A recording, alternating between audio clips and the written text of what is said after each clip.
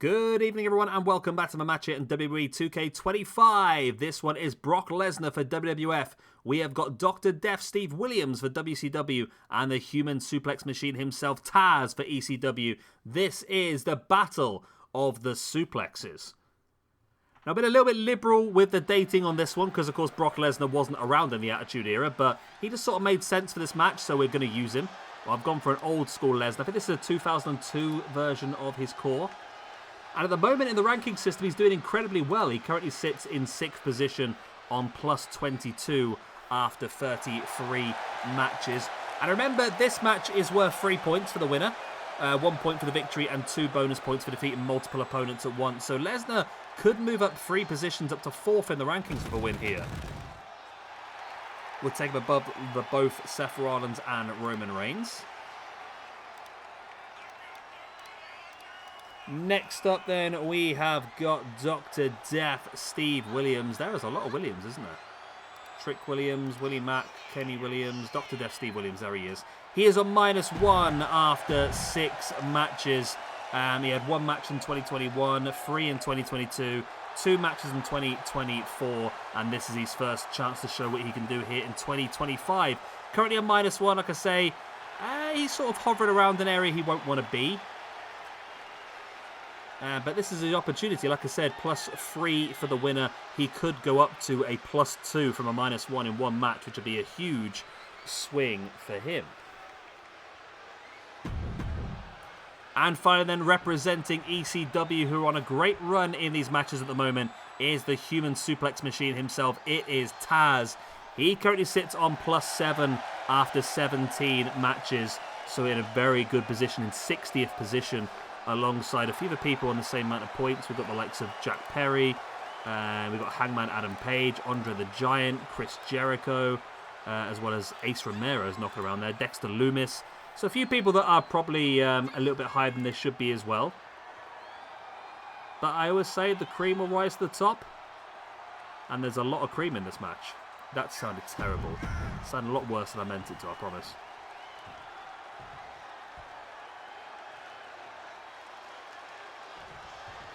Right then, yeah, suplex special here. They're all 3 of these guys well known for their throws, for their suplexes.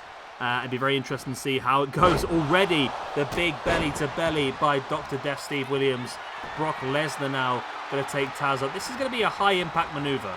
There's going to be a lot of throwing around, a lot of let's say tossing. And again, that's probably a bad phrase to use.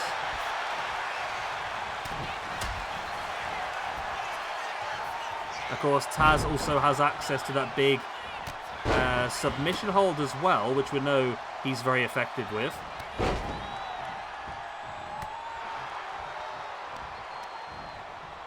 But yeah, Lesnar's the one I think will need this win. I don't need it necessarily, does he? But Lesnar's the one who I think would advantage from this win the most. As I say, he's right towards the top of the ranking system. But this win would potentially just push him over the edge. Dr. Death down to -1. He's not someone who gets a ton of opportunities to showcase what he can do. I was really glad to find a way to squeeze him in for this pay-per-view. Have to try and see if we can utilise him a bit more, maybe. It's just he's very situational. He's not the first name that pops into my head over and over again. I mean, when it comes to doing stuff like the Bloodsport Championship, he suits it.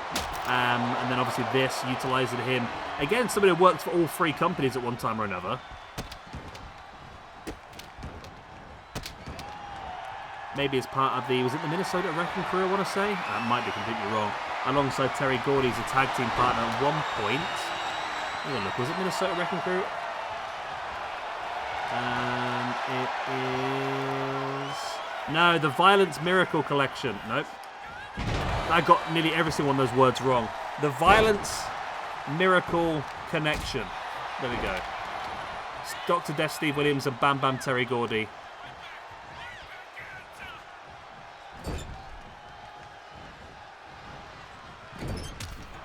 Club and blow across the back there by Dr. Death. Taz now throws him across the ring with that suplex, and Taz is in control. I was a massive fan of Taz, you know. I think there's quite a few ECW guys that people sleep on. I mentioned earlier in the day about Perry Saturn. I think Taz is another one that is just very, very good that most people don't really think about.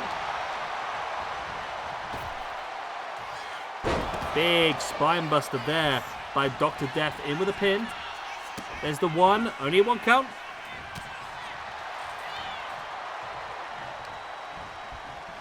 Taz now sending Dr. Death into the corner. Up on the top, there's a strike in the face. Lesnar trying to catch Taz. Taz fighting him back with the elbow. And Lesnar now the clubbing blow across the spine. Big double axe handle. Dr. Death dived in with the potential clothesline and completely missed it. A bit embarrassing, really, in my opinion. But it is what it is, isn't it, I suppose?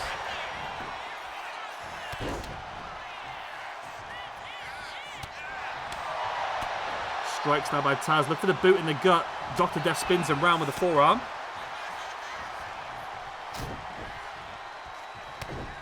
Big clubbing blows across the spine as well.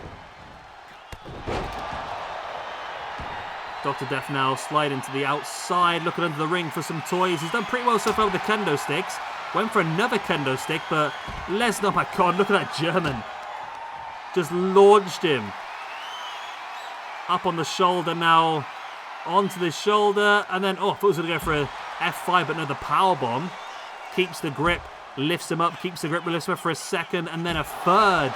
A trifecta of powerbombs on the outside, now going after Taz. Taz sending Lesnar into the ring.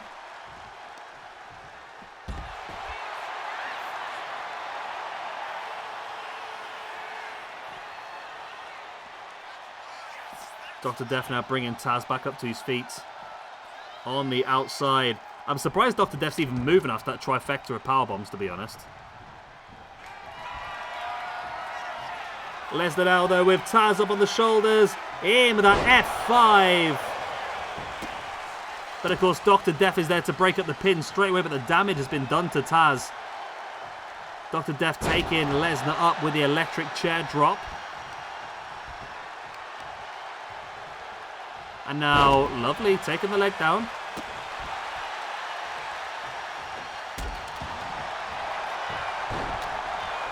Nice roll up there by Taz on Dr. Death. Only a 1 count, though.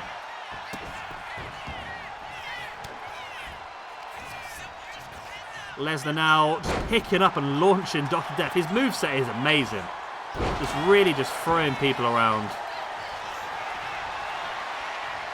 And now Taz, though, so Lesnar's down on the outside, Lesnar's down in the middle of the ring, should I say. Taz locking in the Taz mission submission, but decides against holding it on for too long. I think he was going to go for the pin, but instead Lesnar just got straight back up and ran straight through Taz with the shoulder block.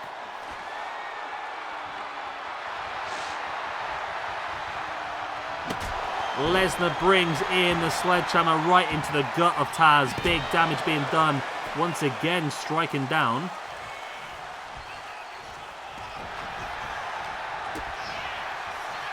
Lesnar the boot in the gut, a strike across. What's like a roundhouse punch. Taking Dr. Death up. He's going to belly to belly him over the top to the outside. Wow.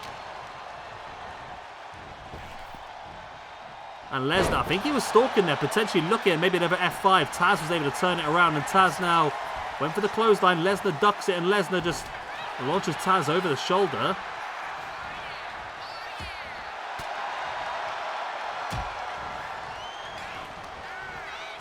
Taz now with a strike into the gut. And there he is once again up on the shoulders of Lesnar. Lesnar for the second time in the match hits the F5 on Taz. But Dr. Death was there to break it up straight away.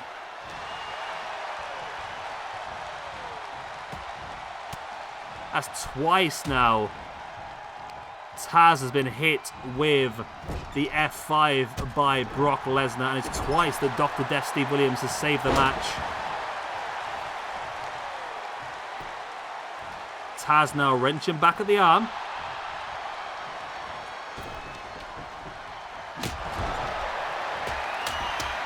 But Taz throwing the kendo stick at the grounded Lesnar. Lesnar's back up, and kendo stick being utilised fantastically well here by Dr. Death. Both his opponents roll to the outside, though, to escape him. Lesnar just runs away here from Dr. Death, who snaps the kendo stick over the face of Taz, and then Lesnar just launches him. And this opportunity here for Lesnar, you know, if he can take Dr. Death off the top here, she does with a powerbomb from the top. There's the pinfall. Taz is flat out on the outside. There's the 1, there's the 2. Oh, it's only a 2 count. That, to me, was a big opportunity.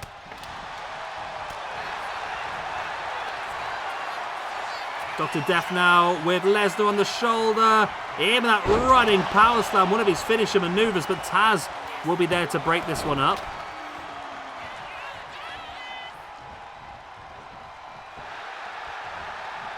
And you always love it when they fight over the top of someone. Taz. Oh, Taz locking in that Taz mission on Dr. Death. But I think Lesnar is going to get there to break it up.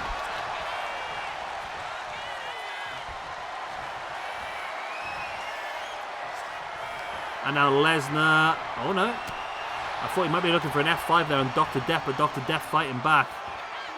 And now look at this. Dr. Death, Steve Williams and Taz working together. Double DDT on Lesnar. Didn't last very long, did it? Taz caught Dr. Death. Sending Taz over the top, but Taz was able to hold on to that top rope.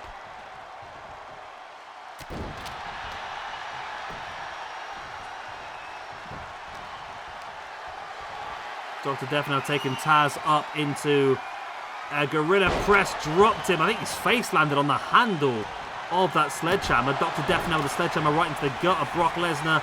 Here is the pin attempt. Taz has just about got up to his feet, but he's not going to make it in time. And he didn't need to, just about. And look at that suplex by Taz, launching Dr. Death almost from a Taz mission perspective position. And Taz now, look at the armbar locked in.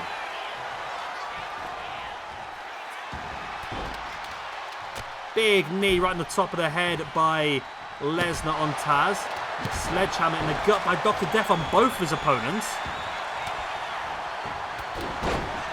Look at that chopping away at the back of the knee of Brock Lesnar. Smart thing to do. Because think about it. If you want to take a big redwood down, you chop it down by the trunk. You take away his knees, he's not able to get you up on the shoulders for the F5, is he?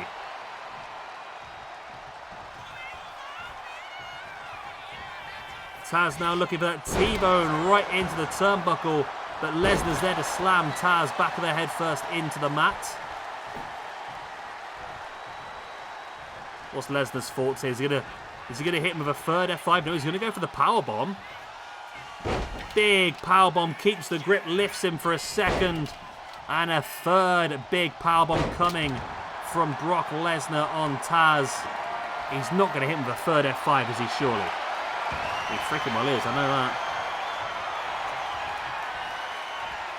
That's a big F5. Taz flew up into the air. It's now broken by Dr. Death, but Dr. Death's got a big opportunity of dumping Taz to the outside. He's going to look for the pin there, I think, by himself. Gets Taz up, but poor old Taz is getting the crap knocked out of him here. Both of his opponents are just hitting their finishers one after the other. Smart maneuver here, though. Lesnar's taken out Dr. Death with a sledgehammer. Now drops into the pin. I think Lesnar's nicked it here. He has. Very smart maneuver there by Brock Lesnar.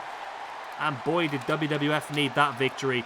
Brock Lesnar was able to see that Dr. Death had done some big damage to Taz. He took Dr. Death out with a sledgehammer in the gut and then snuck on to get the pin himself. Very, very smart maneuver. Right then, into the rankedy-doodahs. So we have got Dr. Death. Steve Williams loses this match, moves down to a -2 after 7. The man known as Taz, the human suplex machine, picks up his first loss of the year and moves down to a +6. But it's Brock Lesnar who continues his incredible run at the top of the ranking system by picking up another victory. And this was his biggest one of the year so far. A triple threat win means +3 points for today. Takes him from a +22 up to a +25, which takes him from 7th in the rankings up to 4th. The top 4 in the rankings now are Bret Hart on +29, Will Ospreay on +27, Okada on plus 26 and Brock Lesnar on plus 25, with Roman Reigns, the world champion, sitting just behind him on plus 24. So there we go, massive win for Brock Lesnar. Like I said, a little bit liberal with the timing because he's a little bit later than the Attitude Era. But I think when it comes to a battle of the suplexes, he was the perfect man for this match.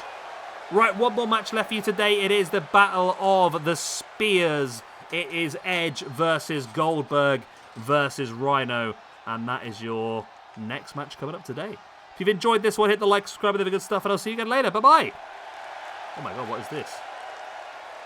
What is that face all about?